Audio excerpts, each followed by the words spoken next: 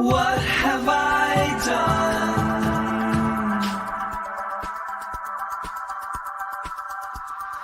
What have I become? I can't describe this. This is my mid-mic crisis.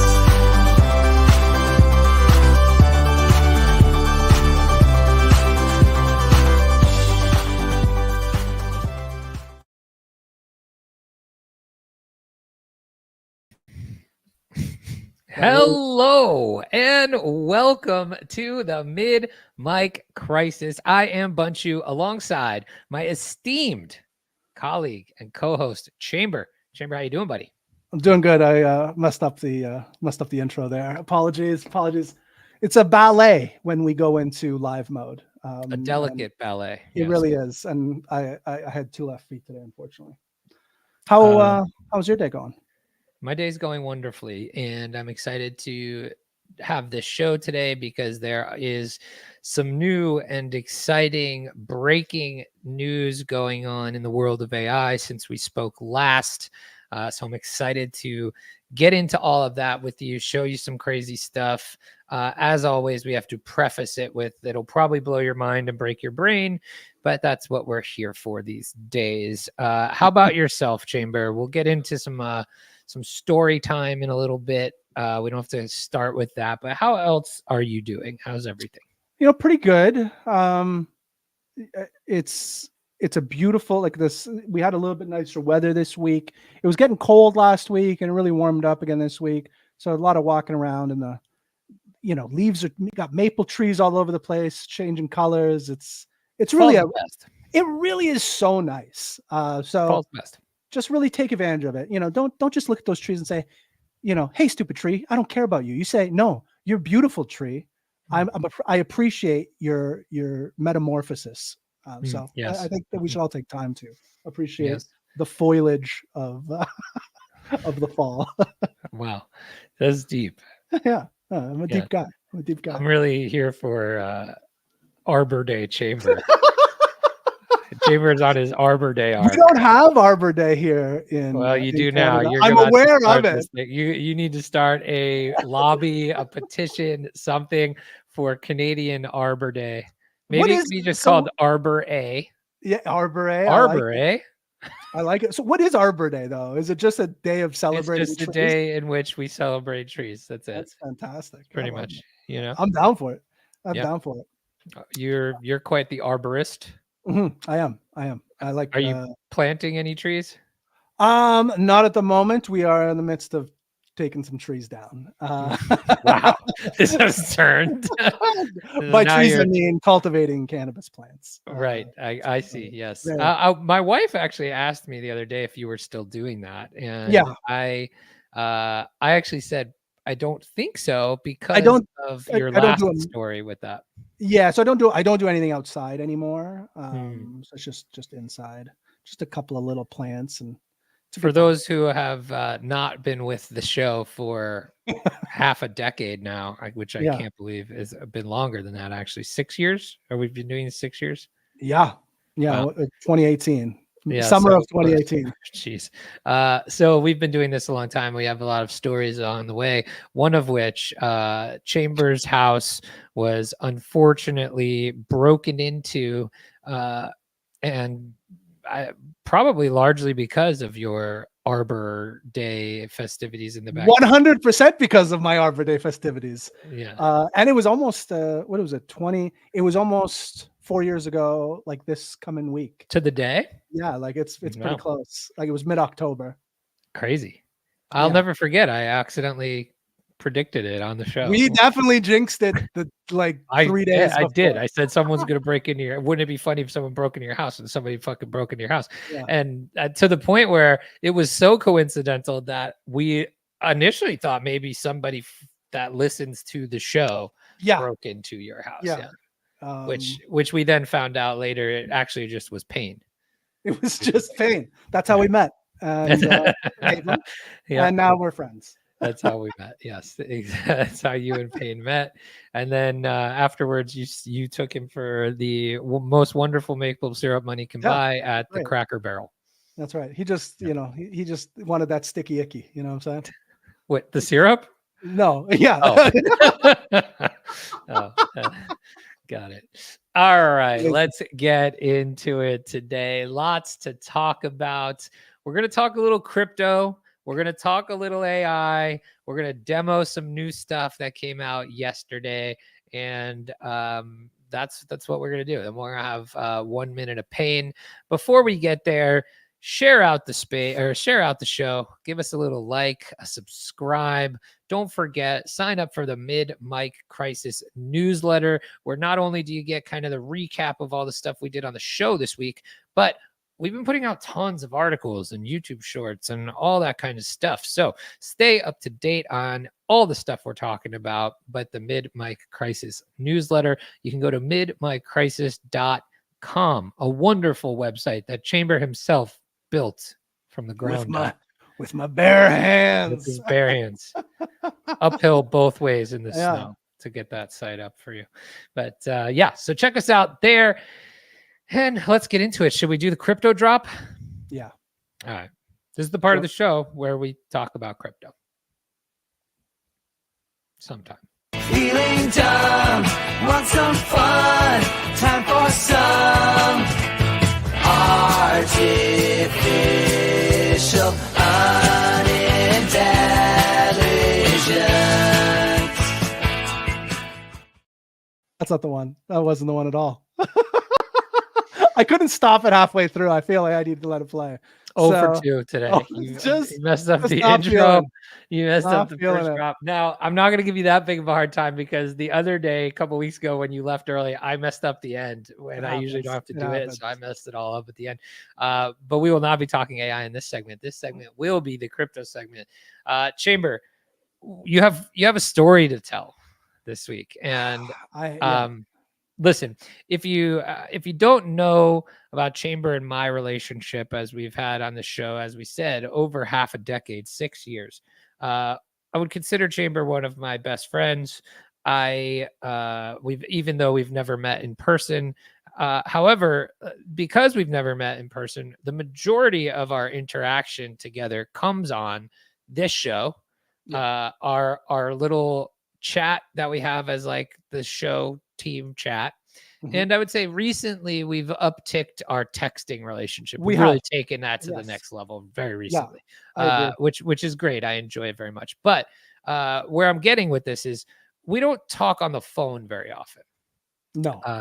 And this story you're about to tell prompted you to ask me if multiple times if I could speak live on the phone. So that's the power of the story that we're about to tell. It is an unfortunate one, a sad one, a cautionary tale, if you will. Chamber, where would you like to start? Because this has a lot of layers. It does have so many layers, and there might be more parts that I don't even think I've spoken to you about yet. So it's attached. So this past Saturday, my family, we were going to a birthday party, kind of a family birthday party for my daughter and some of her friends. And I wanted to, I was going to be doing some smoking during this party with some of the other dads. So I went and picked up a pack of darts. And as I got back, we had maybe 5 darts. For those of you who don't know, are cigarettes. Yeah, cigarettes. Yeah, a couple of ciggies, and I wanted to have one before we left, and we were leaving within like 5 minutes. So I go outside and I see my neighbor across the street, and this is a neighbor that I've known for 12, 13, 14 years now. And you've referenced this neighbor on the show. Yeah, this is the neighbor I talk about. If you're familiar with any neighbor that I talk about, this is the one. This is the one. And so he's doing some yard work. They're an elderly couple. He's doing some yard work. So I go over to shoot the shit a little bit. And he kind of mentions that he's moving or he's putting the house up for sale. And I was like, oh, that's great. It's it's exciting. I never like to make people feel bad for moving or making big life decisions. I always try to be as supportive as possible, and it's, you know, a big move for them. So he kind of says in passing, he's like, yeah, to take care of this Bitcoin thing. And I'm like, what? Curious. What did you just say? And I said, oh, what do you mean Bitcoin thing? He's like, yeah, you know, I got all this Bitcoin and I got to pay the taxes on it before I can withdraw it from the site. And I'm like, what'd you say? Yeah. And so again, I didn't want to alarm him, but my red flags are obviously going. And so he brings out his phone and he shows me, and he had a substantial amount of money in this, you know, in this account. A lot of figures. I was a big number where, you know, somebody that's of his age would be very excited about, and somebody of any age would of be any age, yes, yeah. A really nice retirement nest egg. Totally. So he shows it to me, and I look at this site, and I sent you pictures of it, and immediately it looks to me like the days of old of like 2018 of like the BitConnect sites and this type of thing. And did you get that same vibe when you looked at it? Totally. It Totally. looks Right? like you know, Windows XP website. Right. Yeah. 100%. And he had mentioned the name of this company, and you know, I had never heard of it before. And so just so many red flags are going off. And they said, "Yo, here's probably find the company name if we're going to tell the cautionary tale." Well, it's such a scam that there's really there's no website. Like I look. I mean, I think it's a very specific scam. It's not like a BitConnect where it's not a large open Ponzi. Yeah, so I think it's more of like a shell site. You know what I'm saying? Yeah, well, I'll make a comment on that later. Yeah, it was called GCT, I believe.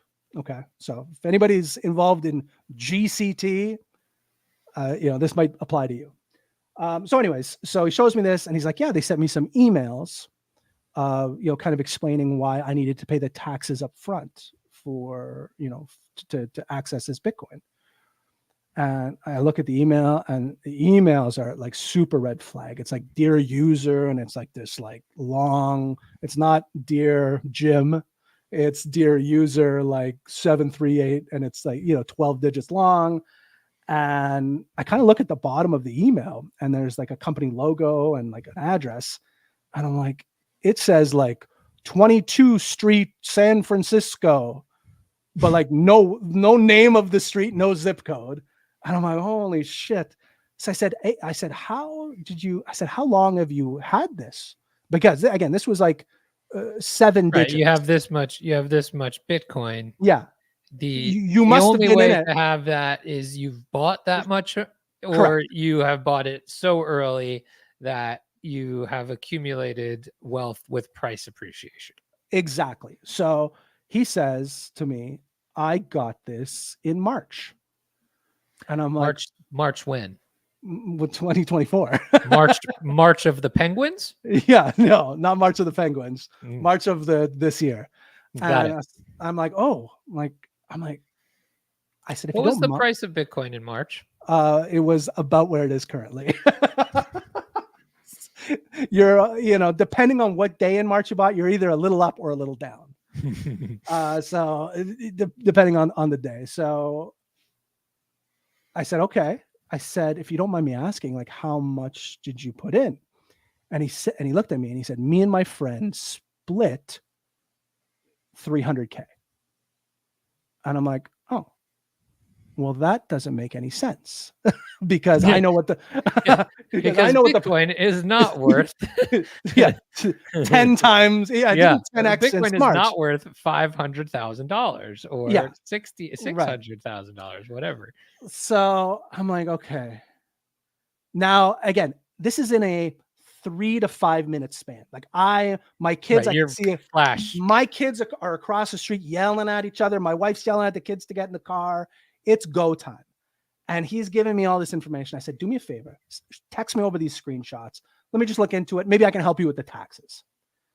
So he sends it over to me, and I get in the car, and Amber looks at me right away. She's like, what's wrong? And I said, something bad happened. And I'm pretty sure, our neighbor got scammed out of a significant amount of money. So sure enough, I look into it more. I'm at this party and I'm just like by myself on my phone, just Googling shit and like, oh, like this is bad. And I also feel depressed because I know I am the only person in his life that's going to be able to tell him with certainty that he's fucked. You know what I mean? Yeah. And it's a heartbreaking situation to be in. Because he woke up that morning thinking he was we'll call it a millionaire. A millionaire. Yeah. Okay. And for not just that morning, he's put plans months together to put his house on the market because of this. Right. Exactly. So he has plans in place. And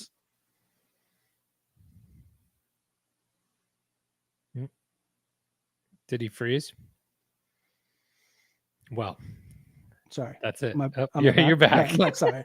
I was using ChatGPT, by the way, to do some research. And I actually uploaded the images and asked them if they saw any scammy evidence.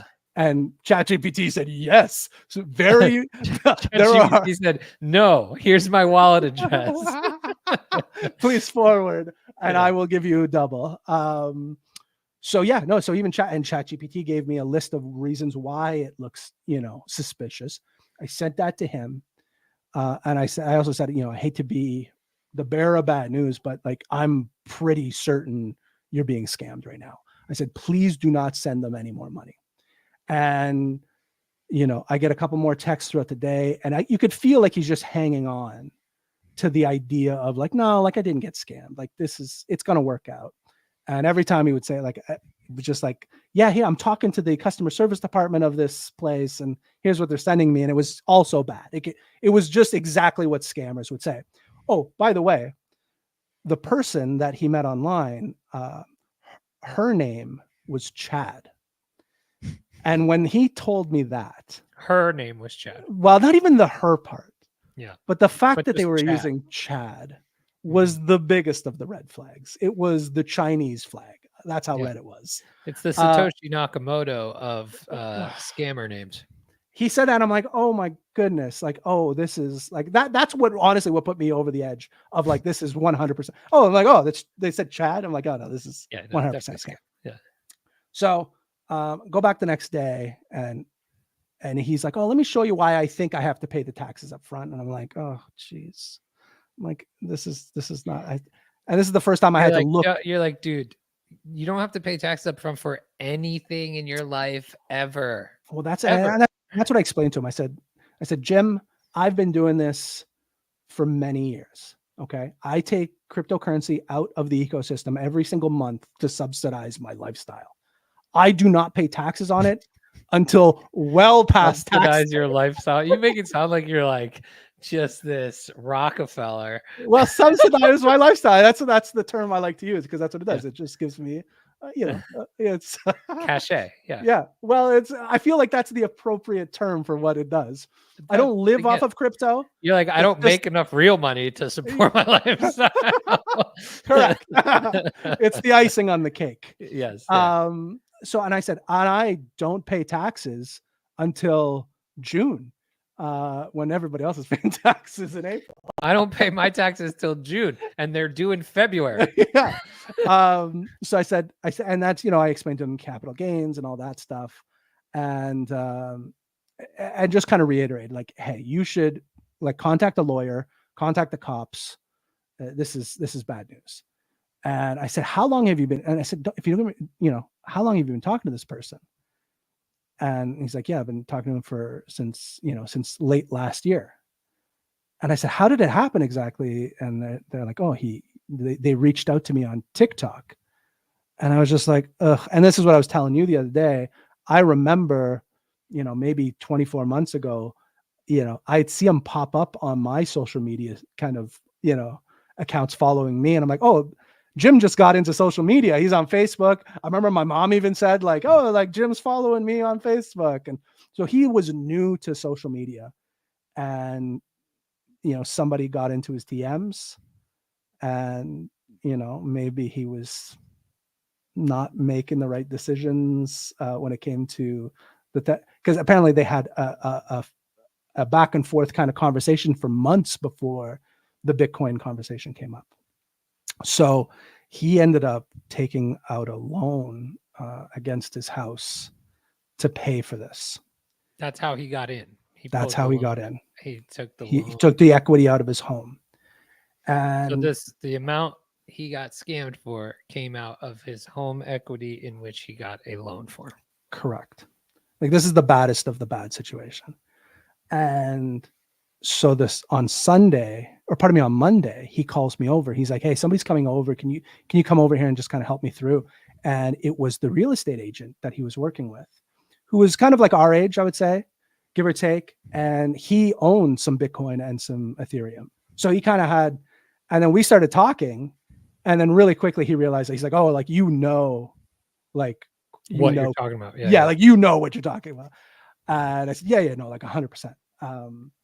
And Jim was reiterating the story to both of us, and he kept shooting me looks like, oh, like, this is the classic.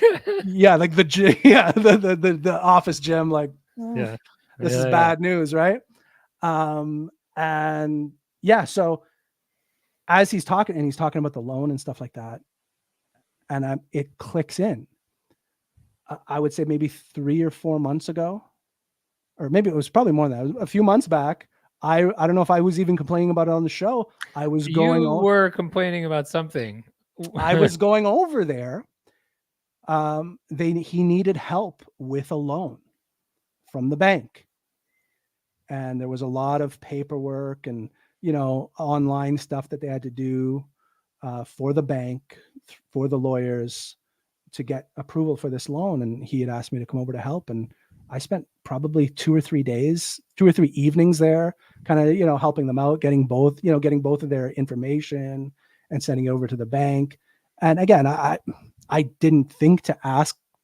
I didn't think it was my place to ask. Yeah, it was my place to ask them what the loan was for, but that's what the loan was for. And yeah, he is now. So you've been involved for a long time before you even much longer than I thought. And it's without your knowledge. Right. Yeah. It's been very difficult couple of days. And so much so that when we were there with the real estate agent, he started talking figures, and the payment amount of that additional, second mortgage, we'll call it, or whatever, the equity loan on his home, because we moved in around the same time. So I know in Canada it works a little bit differently. You work on 5-year cycles for your interest rate on your loan. So you can lock in a loan rate, but only for 5 years at a time at the very max. So I know what loan rate we're on, and my loan rate right now is excellent. I think I'm 1.85% interest on my mortgage, which is phenomenal. So I know for a fact that you would have to get a new interest rate at that time. So he probably went from a very reasonable loan rate to a very aggressive loan rate on more of a loan. So the payments are now unmanageable. So he is months away from like probably the bank having to take. So he literally has to sell. So I actually had to have the conversation with him and say, honestly, like, your best course of action is to recoup some. And we're only talking, we're not talking about a lot of money, but we are talking some money to recoup out of the value of the house. And, you're going to have to get a lawyer and try to recoup some. I mean, I don't know the likelihood of them being able to recoup any of that money, probably very low. But yeah, I mean, they're going to have to sell the house, rent an apartment, and have very little savings. Like, it's heartbreaking. So that's been my last couple of days. So it's please be careful out there. I would say, probably the people that are listening to the show are probably tech savvy enough to, see those red flags pretty quickly. I was going to say, what are the red flags for maybe somebody who is or isn't, whatever level you are, it's worth going over of like what these red flags are, because this is a scenario in which obviously you wouldn't have gotten scammed, but that doesn't mean like someone even closer to you couldn't have, right? Like, I mean, I would say for the majority of people around our age, maybe even a little bit older, again, this was a DM, an unprompted, oh, it was total social engineering. Like, it was right? Like this, like we would know not to send money to somebody that we've befriended online through a DM, through an unprompted DM. Do you know what I'm saying? So I would say more so for the older folks in your life, you know what I mean? Your parents and stuff like that. Like you should really be having those conversations, especially if they're talking about people. Especially if you've noticed they're more active on social media lately, or they're just getting into social media. Yeah, the moral of the story is almost nobody wants to know you. I would argue nobody wants to know you. Cares, right? Like the likelihood that somebody has taken a liking to you is probably not high. Right. Yeah, like it makes no sense. So no one actually wants to be my friend at this point that isn't already my friend, you know? 100%. So yeah, it really opened up my eyes on how he was the perfect target for this type of thing. Somebody that has very little social media skills or like, you know, experience. Somebody that's elderly, you know, he's not elderly, he's just older. And, you know, some hot chick named Chad DMs him. You know, we all have our weaknesses. Okay. I'm not saying I'm not susceptible to a flattery here and there, but yeah, unfortunately the streets have changed. I think his street smarts would have been fine back in the 70s, but the streets have changed in 2024. Yeah, now you're on the internet superhighway. Yeah. Before you were just the metaverse, the streets of the metaverse. Right? Yeah. Right. Exactly.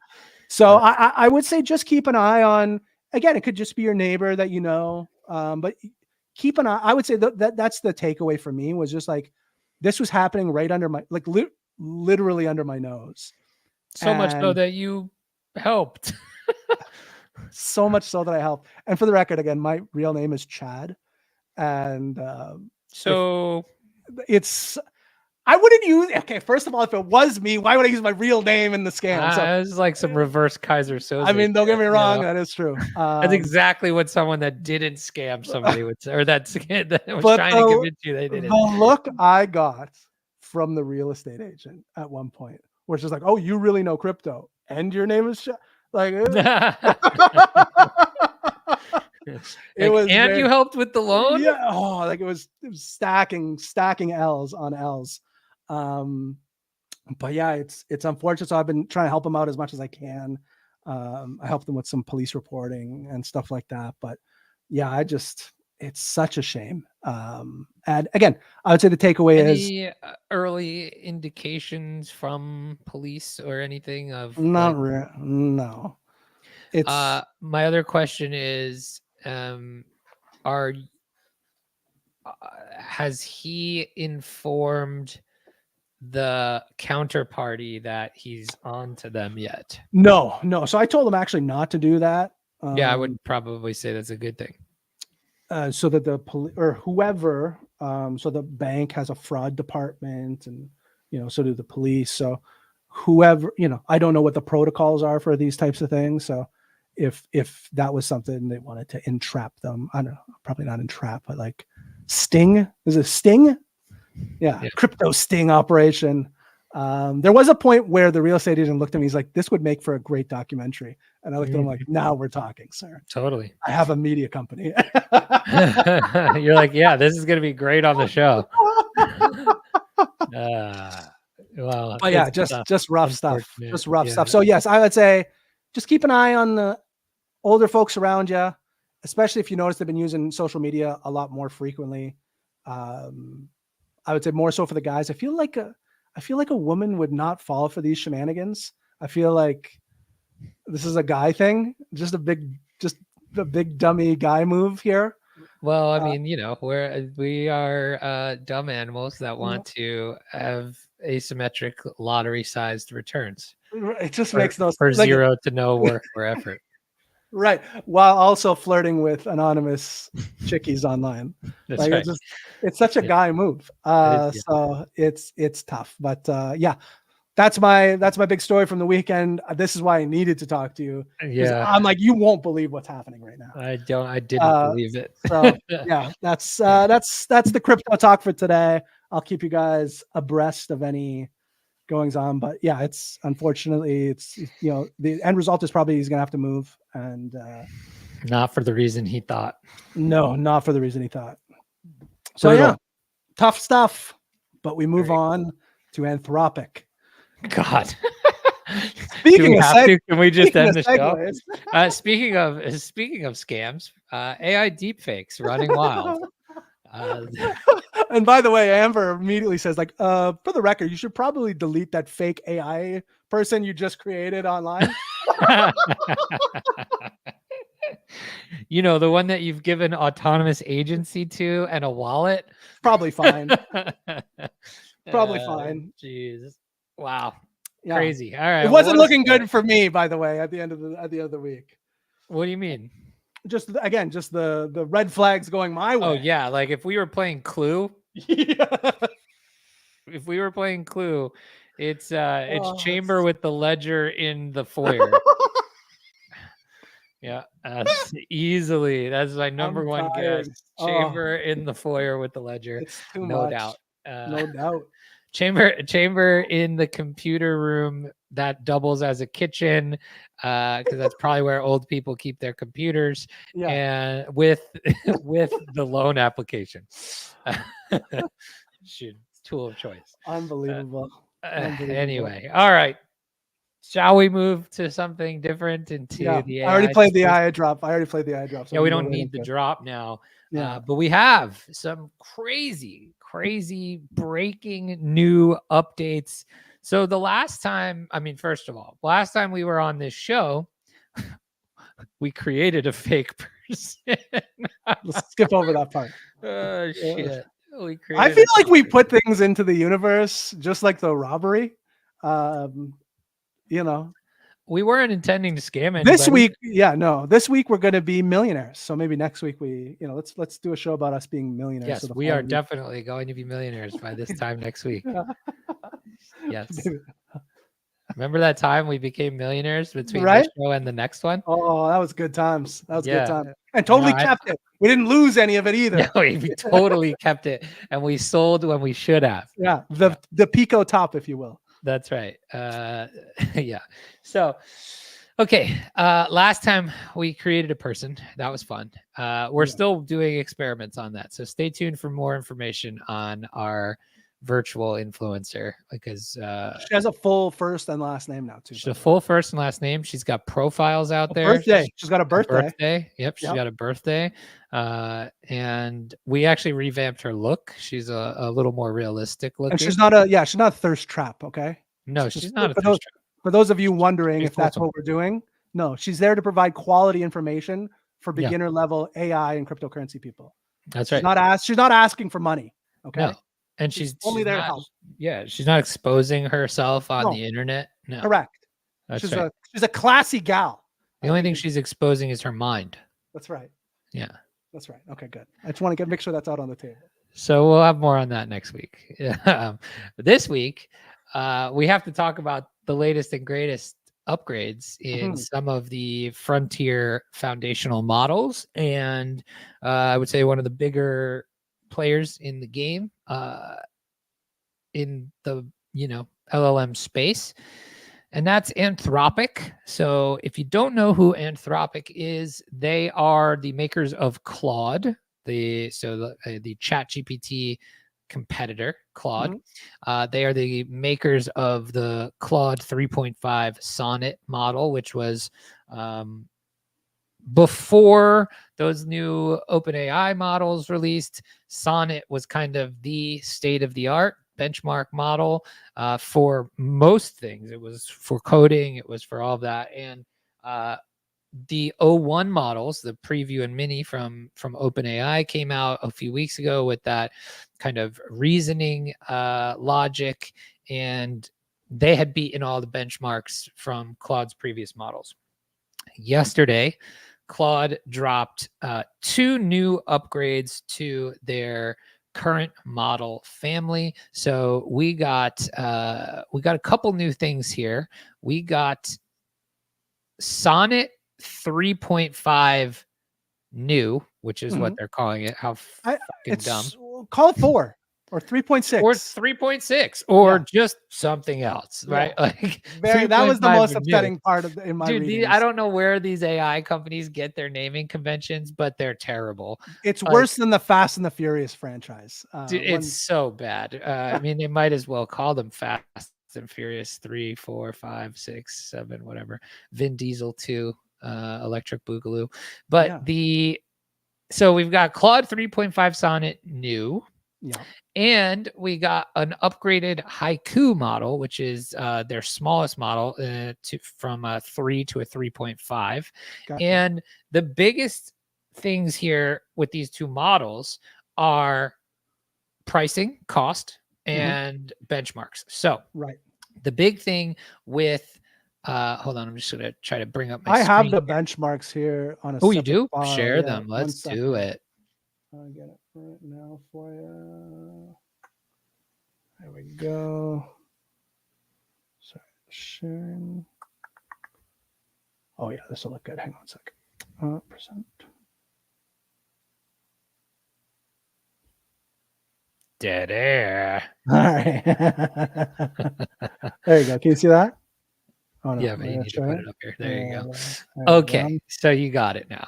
All right, so these are the benchmarks for the new models. I think what is super interesting here to note is how they have done on coding and the coding benchmarks. So and cost. So those are the 2 kind of big things we'll talk about with these 2 models. So Claude 3.5 Haiku is their smallest model. This was, akin to 4.0 mini essentially beforehand.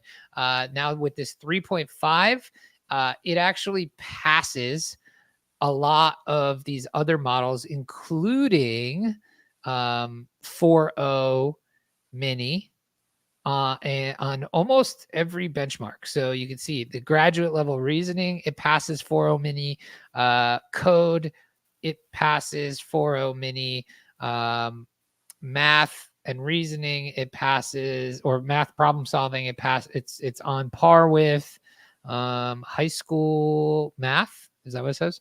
Yeah. No, it's still behind on some of that. Actually, the high school math, there's no. Oh, there's no so it's almost to 4.0 level, which is correct. So yeah, so it is passing 4.0 mini on a lot of these, and specifically the one I think is interesting is the coding one, right? So it's almost as good on these benchmarks as the big 4.0 model, so ChatGPT 4.0. Now, why that's important, because, you might be asking, well, why would I use a worse model against a benchmark anyway? And that's what comes down to the cost, right? So the cost to run these models on, something like an API call, the cost for Haiku per million tokens of input, which is a good amount of input tokens, right? Is 25 cents per million input tokens. So okay. I'll give you some context, right? So the new Sonnet model that they also released yesterday, for reference, $3 per million input tokens. Okay. So you're talking quite a significant difference in cost. 12 times more, I think. Yeah, that sounds about right. I wouldn't pass any of these math benchmarks, so don't hold me to. I feel like I'm Claude Mini 1.0. I'm the one that doesn't have benchmarks. On whatever that one is, that's empty across the board. I think it is 12 times more. Yeah. because there's So 4 cents in or there's 4 quarters and $1, and look this at is this. We're $3. actually doing this. This is- Yeah, there we go. Okay.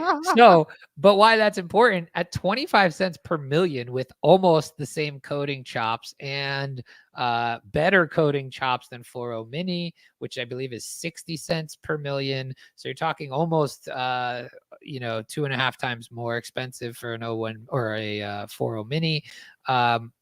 It's a pretty big deal. So you could get that performance level for 25 cents per million input tokens. And what I think is important to note here really is Mhm. that each iteration that comes out, the cost has been going down, right? Right. So the cost of intelligence, which is what this stuff is, right, Mhm. is trending to 0. It's going to become too cheap to even meter, is the famous Sam Altman tweet. I think he said, intelligence too cheap to meter. So, that's why partially whenever these new models come out, I really don't care what they cost initially because Right. I'm going to play around with them and I know they're just going to get cheaper over time. Kind of reminds me of I was at Costco the other day, and it reminds me of televisions. And you look at the price of a Yeah, television, and you can get like a 80-inch for like 4K. $300. Yeah, it was like an add-on if I spent $500 at Costco. All you got to do is buy a year supply of hot dogs to get a Right, free we're 80-inch good. TV. It's Yeah. it's crazy, but that's kind of what it reminds me of is the cost of television versus because it's weird that it's just televisions. No other electronics that you buy, like Xboxes, aren't cheaper than they were. You know what I mean? I mean, the quality's better, but I think it's because of the competition in that space I guess so. versus, the gaming console space. Right. There's really only 2 players, maybe 3, in that console space. But like TVs, those cheap 80 inches are like, some company you've never heard of, like Yeah. GBC or something. Sorry, that was really poor taste joke. I'm so sorry. I appreciate it though. Hey, if you're going to use those types of jokes, I'm the person to use them on. Yeah, I knew you would like it. So it's the only reason. Don't use those with regular people. They might No, they yeah. would get mad. Okay, so that I think is the big important thing to note for Haiku is coding chops that are equivalent to some of these 4.0 models Mhm. and just increasingly lower costs, right? So Yeah. really, really great for use cases that you need cheap tokens and lots of capability, right? The next big thing is the Claude Sonnet new. And you'll see, I mean, graduate level reasoning, it blows everything out there out of the water. It's Now, this crazy. benchmark doesn't show 01 and 01 preview. So it is closer to those capabilities. However, it surpasses them, right? So it I have another one to show here in just a second, but you can see 65% there on the graduate level reasoning, 78% on undergraduate level knowledge, 93.7% on 0-shot code human eval. That's insane. I don't know what that means. What is 0-shot? 0-shot means out of the box, no examples. Like write me code for this, and it does it in 1 shot. Really? And Now, yeah, so like a 1 shot would be write me code for this. Here's an example. Gotcha. Right. So that's what 0-shot is. So basically, just can the you ability to do it share a out. little bit more insights on the million token thing? So, like, when I'm using, again, we'll use me as an example. I use Specifically, this is specifically for the API. Okay. So when you pay for your ChatGPT $20 a month subscription, they That's are not unlimited. metering. They are Right, not unlimited metering tokens. your tokens. But I'm trying to Anything get that a requires a crazy amount of tokens that is used for the interface, like 01 preview, Yeah. they limit your responses. Right. Correct. So you can only send 50 messages a week on 01 preview. Right. Right. So if I'm using, the regular, like, what do I use? I use 4.0. You're probably using 4.0 on Yeah. most things. You're probably Yes. using 01 preview for some. I don't think I use 01 preview very much. So I think I use 4.0 most of the time. 01 And mini is pretty good. You get 50 responses a day. You should try that out. So what would so if I'm using 4.0, you know what I kind of use it for. In a typical day, how many tokens am I using? Am I hitting 1 million tokens that day? Maybe. It depends. It's close. Probably. I mean, Okay. the way you're using it, probably. Yeah. But so there's a strong chance like, just to kind of, if you're using it that way, you could be using it for less than a quarter a day. Totally. Okay. I mean, it even makes sense to sometimes build your own apps with the API rather than use ChatGPT as the interface, because it's probably cheaper than $20 a month. That's some correct use cases, right? So like, that's interesting. You could think of it that way, because you don't need an account. I believe you don't need a pro account to have a API key. I don't believe. I don't think so. But so this is more so if like you're building it into your apps or your own chatbots or anything like that, right? So you want to have cost-effective tokens, especially if you expect many people to be using it. But okay, you can take yours down. The big thing here I wanted to show on the benchmark side is this. This tweet comes from Didi Das. 110,000 followers. Look at him. Thanks for the tweet, Didi. The new Claude 3.5 Sonnet scores a 49% on the hardest coding benchmark based off of real GitHub issues. SWE, that's the senior software engineer bench. So this compares other models to that, right? So Cosine Genie, which is specifically a coding, kind of fine-tuned coding LLM, was at 43%. And then this is what I wanted to show.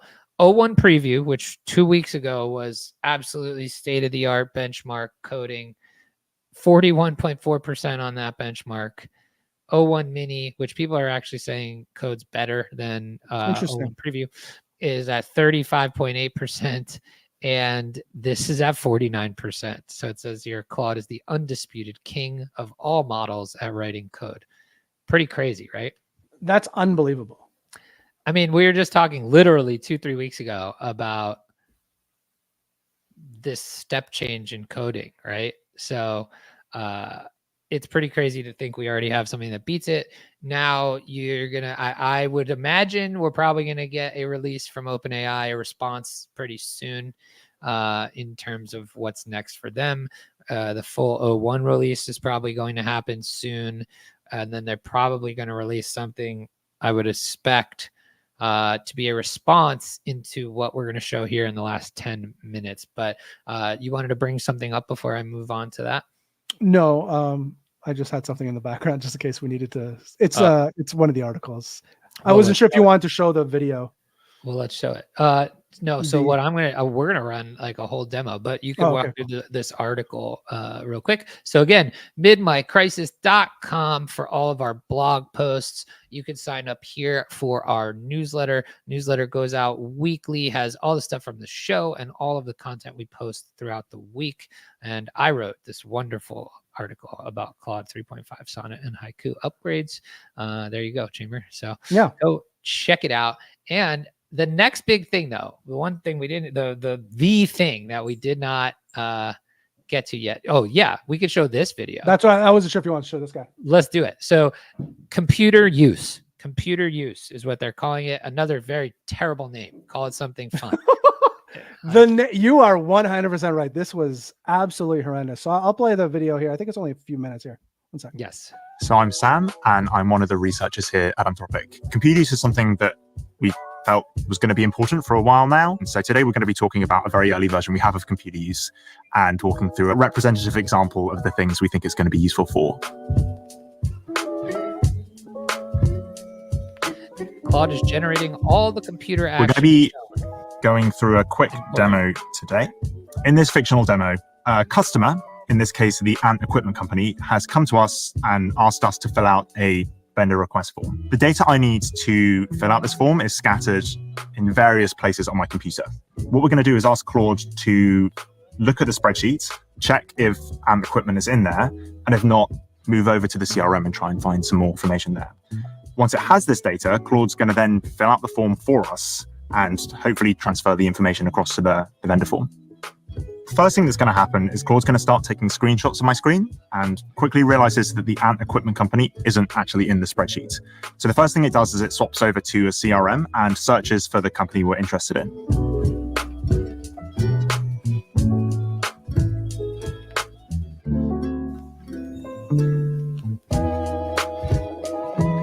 This is all happening. Luckily, we totally get a search match, and autonomously. Claude then starts scrolling through the page, looking for all the information it needs to fill out this form.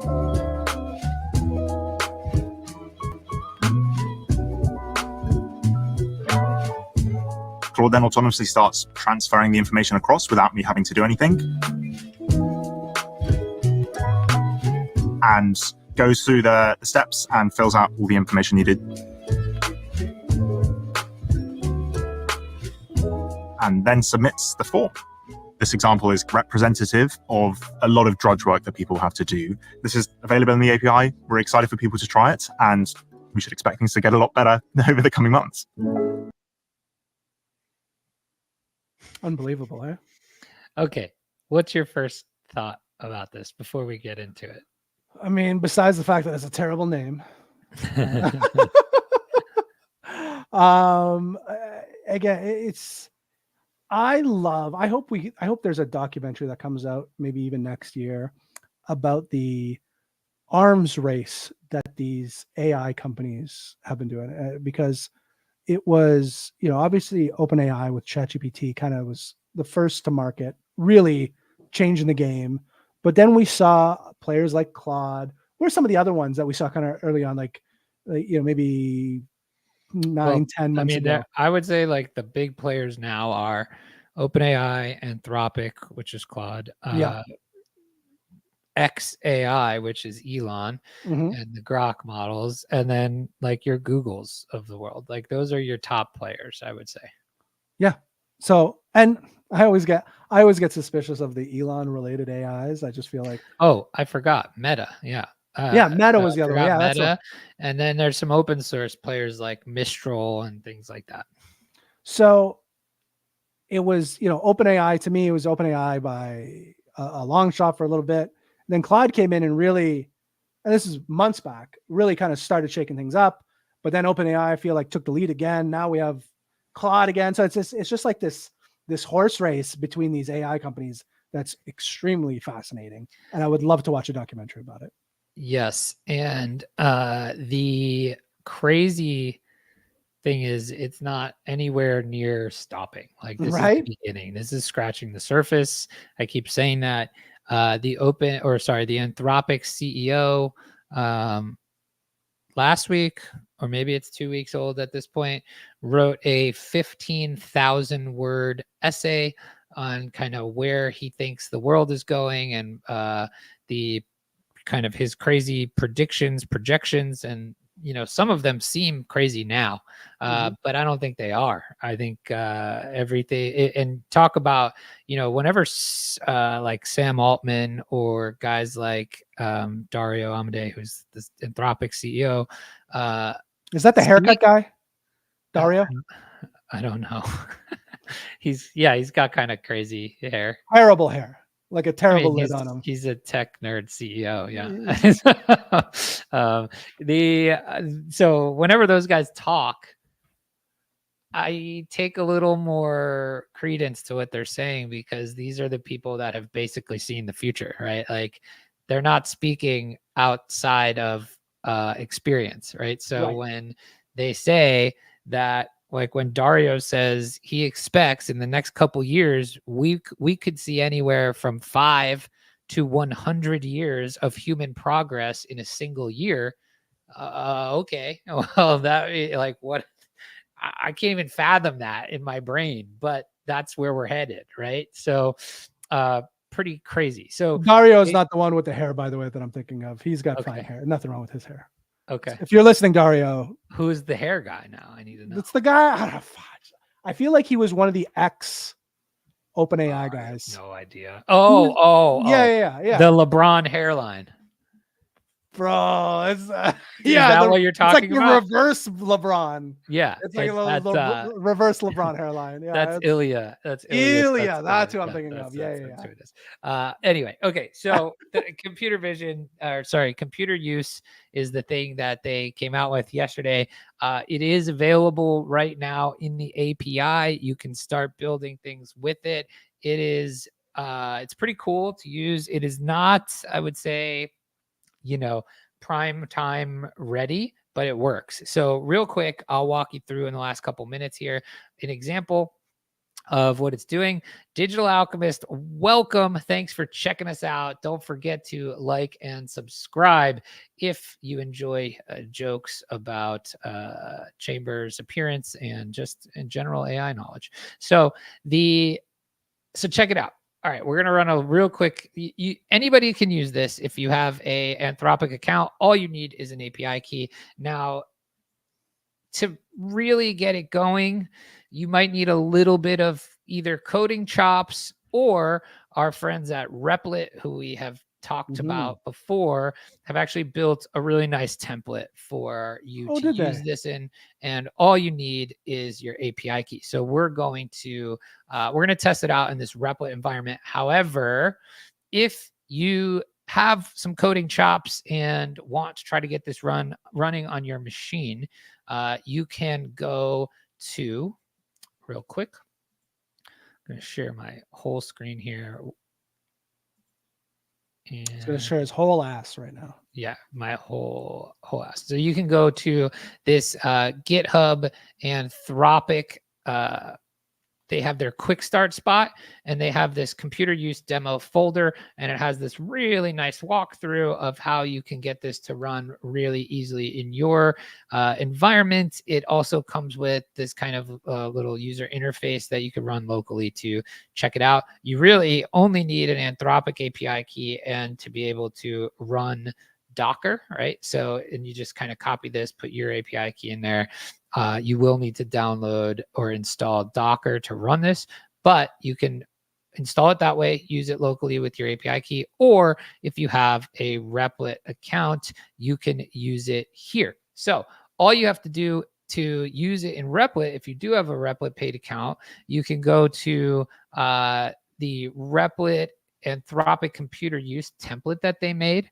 And all you have to do is go in here and put your API key into the secrets and save that, and then you're good to go. You come up and you hit run. And so here's how it works. So now you can see we've kind of run this thing.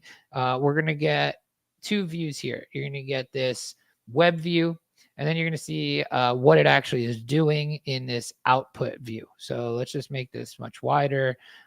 This is basically our interface here. So Chamber, I'm going to ask it for betting lines for the NBA tonight. So let's say, please go to DraftKings and give me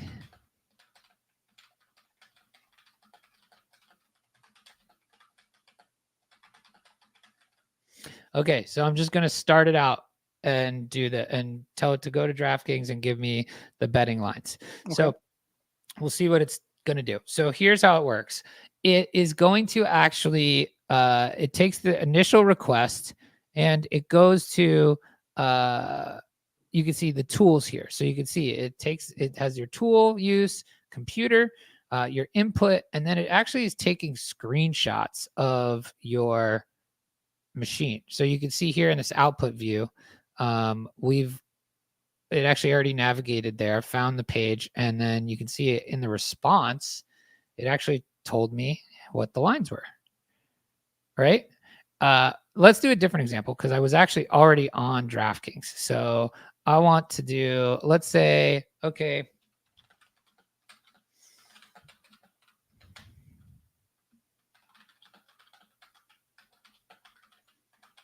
So let's tell it to go to FanDuel now. So you'll see it's going to run this request.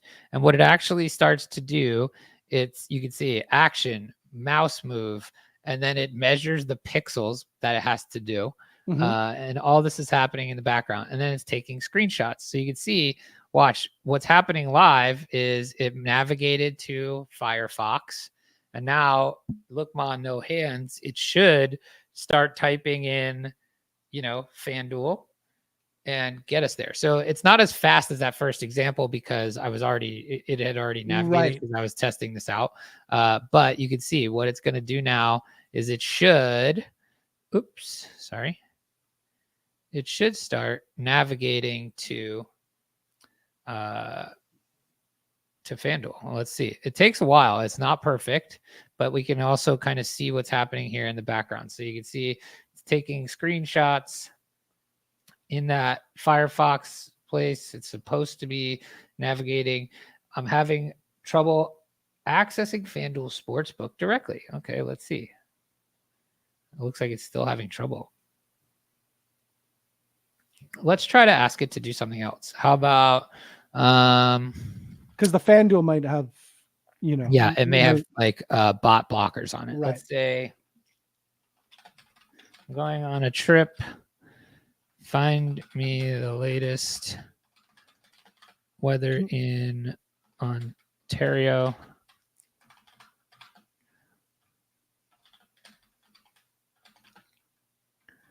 Let's see what happens. Okay, so now it's going to, again, take this, and it's going to start. I mean, like I said, it's not the best yet, but the implications of this are just absolutely insane, right? So when you think about, okay, now I have something that can actually use my computer and do things on my behalf, and you start to pair that with all of this agent stuff we've been talking about in the last. Well, just think about I was telling you, my wife had a job interview today. Just imagine just thinking like applying for jobs. Oh, you know totally. 100% would like, be able to do that. Yes. Search Indeed, create cover letter with ChatGPT. I don't. You probably can create its own cover letter, I'm assuming. So while this is working, I can show you some other kind of examples of what people have been doing. Right. So just for other use cases, like Min Choi. Yep. We need that Min. We got the 1 minute of pain, but we need a minute of Min Choi. Our good old buddy Min Choi here, right? So we got where's the tweet from Min? Okay, so the classic Min Choi. It's only been just a day and Anthropic dropped computer use, and people can't stop getting creative with it to do your work. 10 examples. So somebody here used it to search YouTube and skip ads, which is interesting. So that means they were watching the YouTube, and when the ads came up, it actually clicked the button to skip ads, which is wild. This one's got an army of agents to do your work, and that's what we're talking about. Isn't that crazy? I mean, skip ads though is such a simple thing, but such a necessary thing. 100%. I love it. That's fantastic. Fill out your job applications. Set up a working playground on your computer, buy a book from Amazon, search for images, scrape a website, have it chat with the original Eliza bot, which I'm not sure what that is. Oh, from 1966.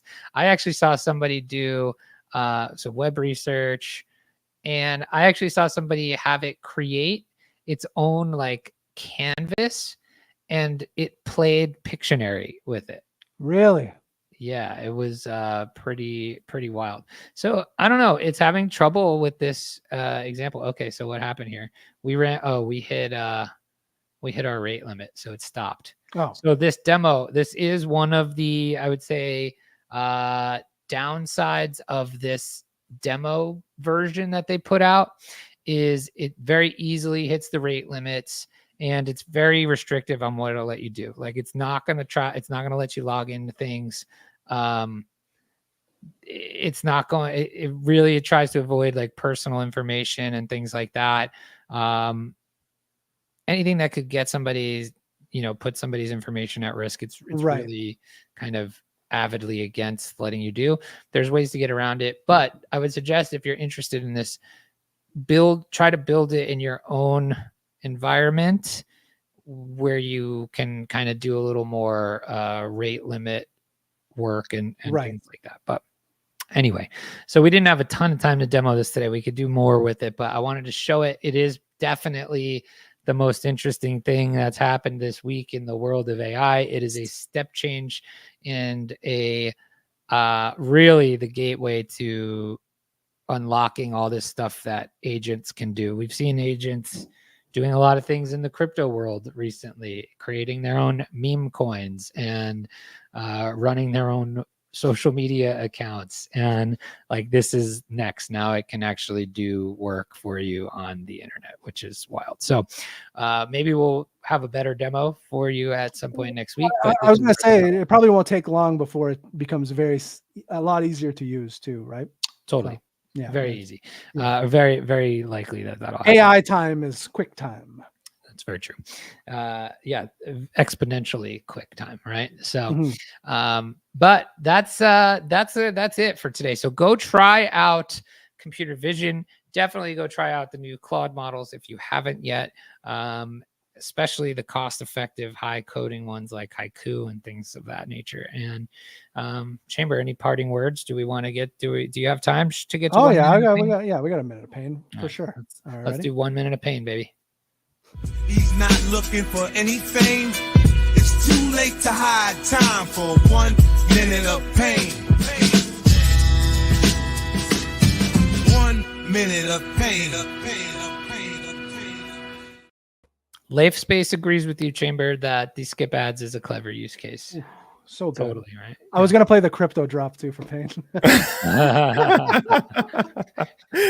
That'd have been pretty funny. That would have been funny, actually. Pain, welcome. It is your 1 minute of pain. Tell us your take on both the scam story at the top and all the latest that you just saw with the AI stuff. The scam story, absolutely heartbreaking.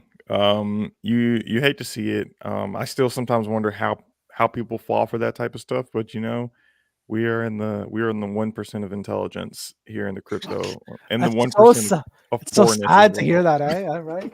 It's also so not true. yeah, definitely not true at all. No, the AI. Honestly, I wonder how we keep going so long on the show, but there's just always so much to talk about. The computer use, horrific name, but the actual tech behind it, absolutely amazing. As you know, Bunchu, I've been using Claude to code, so I haven't used it since the new upgrade. I'm really interested to see the change, because I do feel like sometimes I'm like, hey, this is the problem, or you know, you missed this, and they're like, oh, you're right. It's like, no, I know I'm right. You're supposed to be right. I've had that experience before. Yeah. Too. So I'm really excited to see how much of a difference that's going to make. Totally. I think there's just so much incredible things you can do once, you know, you have something that's able to control your screen for you, right? Like even just working in the background, doing things while you're doing something else. Totally. I mean, it's pretty crazy. You're going to be able to build a lot of really wild stuff with this technology. And again, like I said, it's kind of just starting to scratch the surface, which is even crazier. So buckle up, pay attention, get ready, don't die. Those are your words of advice. And hopefully next week, you know, we're working on our friend Min Choi to see if we can get him on the show. I'll try to come up with a clever segment title for him, but for sure couldn't think of one. We'll hit the back channel. Max Choi with Min Choi. Come on, so that's fucking it. That's why he's the brains. Yep. It's time for Max Choi with Min Choi. Come on. That's it. So I'm here for it. Sorry. There we go. We didn't talk about this, but that essay I was mentioning before from the Anthropic CEO suggests that we will see the human lifespan, because of this technology and the effects it will have on biology, neurology, all of this stuff, double to 150 years. You ready? Are we included in that? Yeah, I think that's why I said don't die, man. Okay, all right, we made the cut. If you can live for 10 more years, you might live for 100. That back end though, those back end decades are probably going to be absolute garbage. You know, Probably not, man. You might be hopefully able to not. read your aging at some point. Oh, now we're. What if I you could be mean, 70 for 80 years? Would you do that? I don't know, 70, Yeah. Digital Alchemist is against it. 50. Digital Alchemist says that's a little too much. All right, maybe. What if you can take your brain and put it in a simulation and your consciousness lives? What if that's what we're already doing? It is what we're already doing. We're just meat Yeah. sacks. That's right. We're just computerized meat sacks. That's all. All right, it is. my kids yelling at me. I got to get going. All right, goodbye. That's gonna do it for us. Until next time, keep the mic hot. What have I done?